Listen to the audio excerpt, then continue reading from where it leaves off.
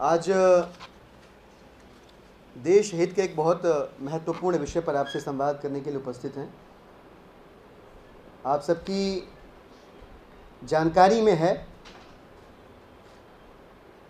कि जब इस देश में नोटबंदी नामक दुर्घटना हुई थी, तब दिसंबर के पहले सप्ताह में आम आदमी पार्टी ने एक प्रेस कॉन्फ्रेंस के ज़रिए एक खुलासा किया था, एक एक्सपोजे किया था। और वो एक्सपोजे ये था कि केंद्र की राष्ट्रवादी सरकार डेलारू नाम की एक कंपनी को देश के अंदर नोट छापने का कॉन्ट्रैक्ट दे रही है। और ये डेलारू कंपनी वही कंपनी है जिसे सीबीआई जांच के बाद सन 2010 और 11 में भारत ने ब्लैकलिस्ट कर दिया था। इन आरोपों के बिना पर के इस कंपनी को देश को कमज़ोर करने वाली ताकतों का साथ देते हुए पाया गया है। पाकिस्तान के अंदर आईएसआई की जो नोट छापने की फैक्ट्री है, उनको डेलारू ने उसी क्वालिटी स्पेसिफिकेशंस की करेंसीज दी जाली नोट छापने के लिए, जिस क्वालिटी स्पेसिफिकेशन की करेंसी उन्होंने इंडिया को सप्लाई करी। इतना ही नहीं, इस प्रकार के कॉम्प्रोमाइजेस के मामलों की जांच यूके स्थित सीरियस फ्रॉड ऑफिस ने भी किया है इस कंपनी के खिलाफ, और जांच में इस कंपनी को दोषी पाया।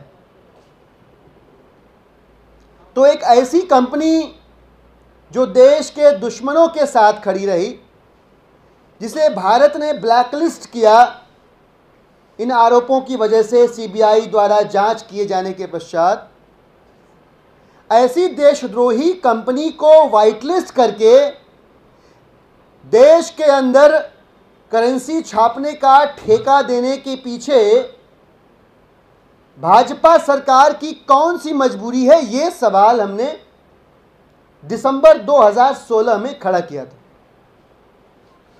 आप सबके संज्ञान में लाना चाहूंगा कि ये तमाम फैक्ट्स हमने देश के सामने रखे थे। तब रिलीज की गई आम आदमी पार्टी की प्रेस रिलीज है, और उस वक्त हमने बताया था कि जो BRBNMPL है, आरबीआई द्वारा फुली ओन की जाने वाली सब्सिडियरी, इस सब्सिडियरी की अपनी वेबसाइट पर इस कंपनी का जिक्र है, जिसमें बताया गया है कि डेलारू उनके यहां करेंसी छाप रही है। और उस दौरान अखबारों में भी यह खबर छपी है कि इस कंपनी को करेंसी प्रिंटिंग का ठेका भारत की सरकार दे रही है। इसकी भी खबरें छपी। और ये ठेका तब भी उनको दिया गया जब इस कंपनी का नाम पनामा लीक्स में आया। ये भी खबरें छपी हैं अप्रैल 2016 के अंदर। तो देशद्रोहियों का, देश के दुश्मनों का, आईएसआई का साथ देने वाली डेलारू कंपनी, जिसका पनामा लीक्स में किकबैक्स देने के लिए नाम आया, ऐसी कंपनी को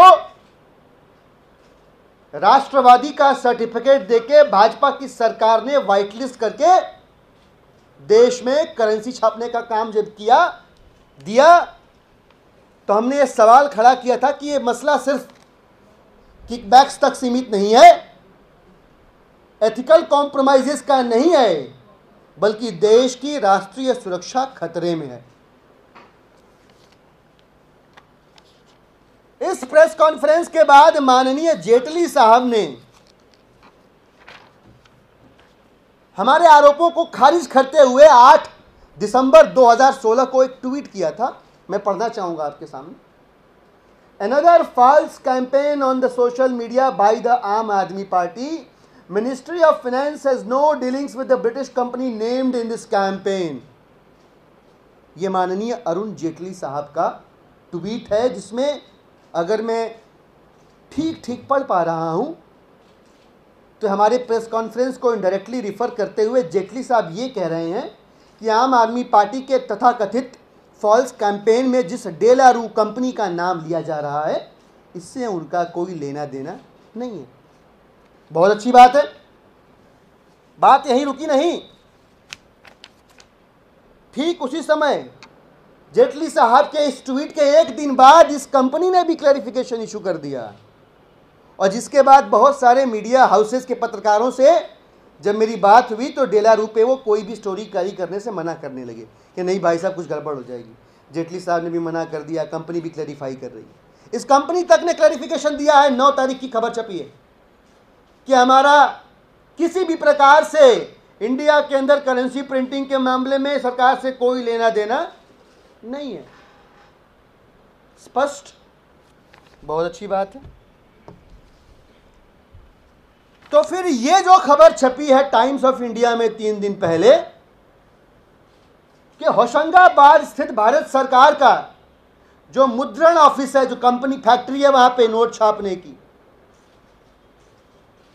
इसने डेलारू नाम की कंपनी के खिलाफ 11 करोड़ रुपए का सब स्टैंडर्ड करेंसी पेपर सप्लाई करने के लिए सूट फाइल किया हुआ है। यह कैसे हुआ फिर? जब जेटली साहब कह रहे हैं डेलारू का कोई लेना देना नहीं है, डेलारू कह रही है करेंसी प्रिंटिंग से हमारा कोई लेना देना नहीं है, तो होशंगाबाद में 100, 500, 1000 रुपए के नोट छापने के मामले में डेलारू के खिलाफ केस कैसे हो जाता है? धन्यवाद करूंगा टाइम्स ऑफ इंडिया का कि इन्होंने हमारे उस प्रेस कॉन्फ्रेंस का जिक्र करते हुए खबर छापी है जिसमें हमने इस कंपनी के ऊपर आरोप लगाए थे। इस खबर के आने के बाद कई सारी चीजें साफ हो जाती हैं, कई सारी चीजें। पहला, नोटबंदी नाम की दुर्घटना जिसका सीना ठोक के इस्तेमाल किया अपनी 3 साल की उपलब्धियों को गिनवाने में भाजपा सरकार ने, उस ढकोसले के पीछे, उस दुर्घटना के पीछे भारतीय जनता पार्टी द्वारा उठाया गया देशद्रोही कदम, जिसने देश की राष्ट्रीय सुरक्षा को खतरे में रखा और देश की जनता को अंधेरे में रखा, यह सच अब देश के सामने आ चुका है। और इस आधार पर माननीय अरुण जेटली जी को देश की जनता से पहले तो हाथ जोड़कर माफी मांगनी चाहिए कि उन्होंने इस आरोपों पे देश की जनता के सामने सच नहीं रखा, झूठ बोला, देश की जनता के साथ विश्वासघात किया। इस विश्वासघात के लिए भारत की सरकार को और माननीय जेटली महोदय को राष्ट्र से माफी मांगनी चाहिए। दूसरा कि माननीय जेटली साहब कम से कम अब तो बता दें कि नोटबंदी के नाम पर इस देश की जनता से और क्या क्या छिपाया गया है और कितने बड़े बड़े और खतरनाक झूठ बोले गए हैं। अब बता दीजिए आप।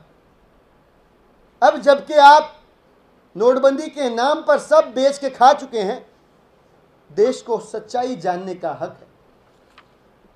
और तीसरा सवाल हमारा,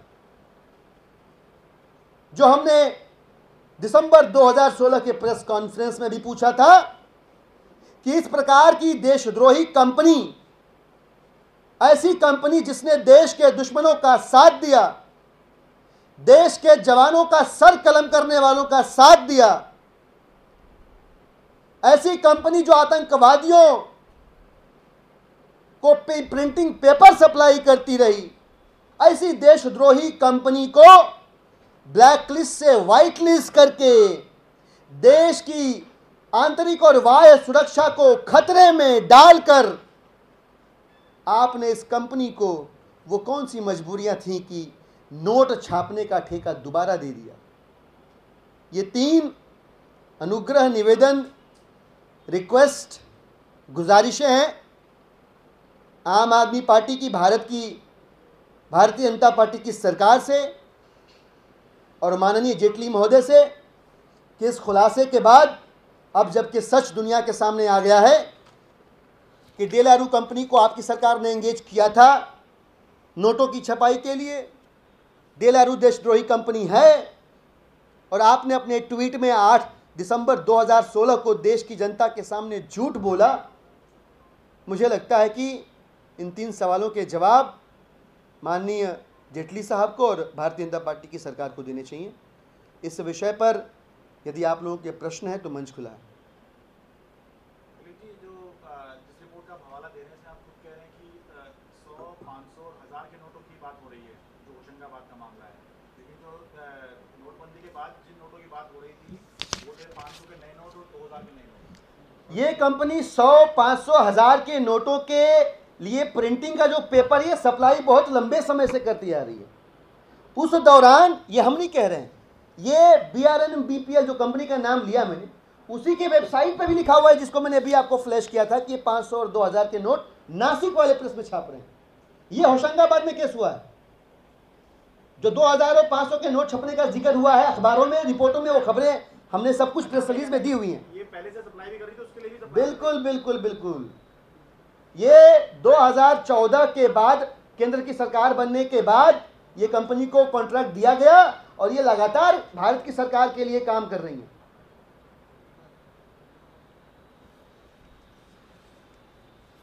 और कोई प्रश्न इसमें?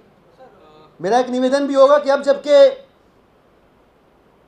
बहुत विनम्र निवेदन है आप सभी लोगों से कि इस खुलासे के बाद कुछ सवाल चुभते हुए जेटली साहब की और भारतीय जनता पार्टी की केंद्र सरकार की झोली में गिर रहे हैं।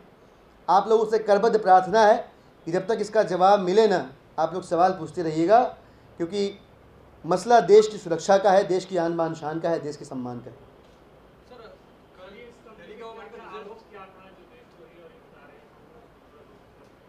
मैं फिर से स्पष्ट कर देता हूं, इस कंपनी को 2010-11 में देशद्रोही गतिविधियों की वजह से ब्लैकलिस्ट किया गया। आरोप क्या था? ISI को भी उसी क्वालिटी स्पेसिफिकेशंस की करेंसी सप्लाई करती है, नोट छापने की जाली, जो स्पेसिफिकेशन की पेपर को ये इंडिया को सप्लाई करते हैं। नोटबंदी लाए थे आप, और आप इन्हीं जाली नोटों को बंद करने का दावा करते हुए नोटबंदी नाम की दुर्घटना को, योजना को आपने लागू किया था। तो ऐसा क्या हुआ कि पनामा लीक्स में इसका नाम आया, ये कंपनी ब्लैकलिस्टेड है, आप फिर भी ऐसी देशद्रोही कंपनी को नोट छापने का कॉन्ट्रैक्ट देश में दे देते हैं। एक, जब हमने आरोप लगाया, इसको काउंटर किया माननीय जेटली साहब ने कि ये फॉल्स कैंपेन है, इस कंपनी से उनका कोई लेना देना नहीं है। ये भी गलत साबित हुआ, देश से झूठ बोला, तो देश की जनता से माफी मांगे और क्या क्या और छुपाया है वो भी देश के सामने रखें, वो भी स्पष्ट करें देश के सामने। और तीसरा कि कौन सी मजबूरियां थी कि आपको ऐसा देशद्रोही कदम उठाना पड़ा, ये भी बताएं आप। सब स्टैंडर्ड पेपर सप्लाई करना गलत, खराब, और इस कंपनी ने खुद स्वीकार किया है इंस्पेक्शन में कि हाँ ये गलत क्वालिटी के पेपर सप्लाई हुए हैं।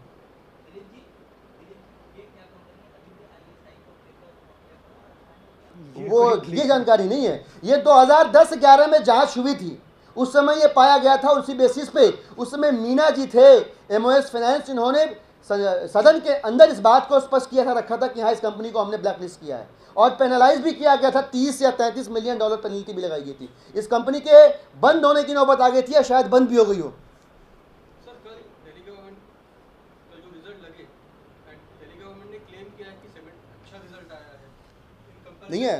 अच्छा है। Thank you. क्लेम करते हो तो थोड़े फिगर्स पे दिया कीजिए ना, पिछले 5 सालों में करेंगे, काफ़ी फिगर्स अभी सारा डेटा तैयार किया जा रहा है, बहुत सारे आंकड़े क्रंच किए जा रहे हैं पूरे देश के अंदर, अलग अलग राज्यों में राज्य सरकारों की जो शिक्षा व्यवस्था है उनके भी आंकड़े निकाले जा रहे हैं, नंबर्स आर बीइंग क्रंच, वो जल्दी शेयर करेंगे, काफ़ी कुछ शेयर करेंगे।